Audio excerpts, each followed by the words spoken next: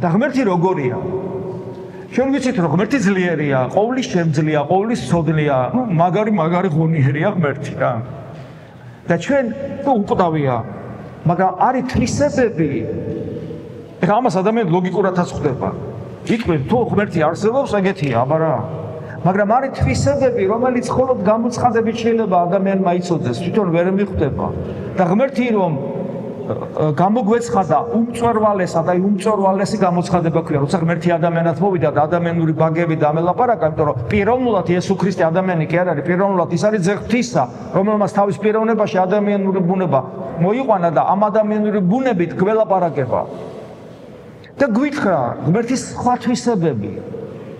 და ერთ ადგილას ესე ამბობს, ისწავლე ჩემგან 7 ვარ და დაბალ გულით. ესე იგი ღმერთი არის სიმშვიდე, რომელიც სიმდაბლესთან ერთად არის.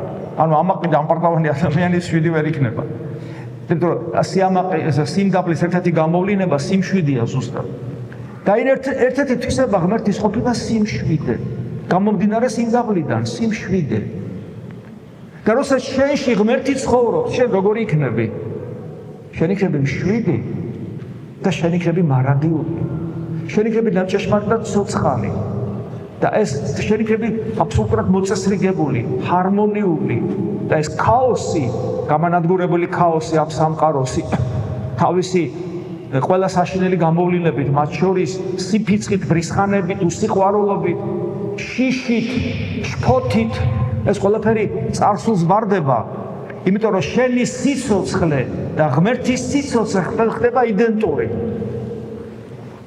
აი პავლე მოციქული ამბობს, მე კი აღარ ვცოცხლობ, ჩემში ცოცხლობს იესო ქრისტე.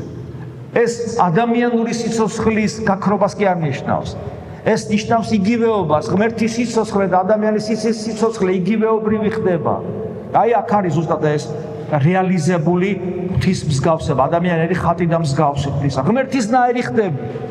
ყველანაირად გარდა ერთისა. ის არსით არის ღმერთი და შენ მადლით ახარ ღმერთი. ქრისტე არის არსით შვილი, შენ მადლით ხდები შვილი და ამიტომ მოგეცა უფლება ღმერთს მამა უწოდ.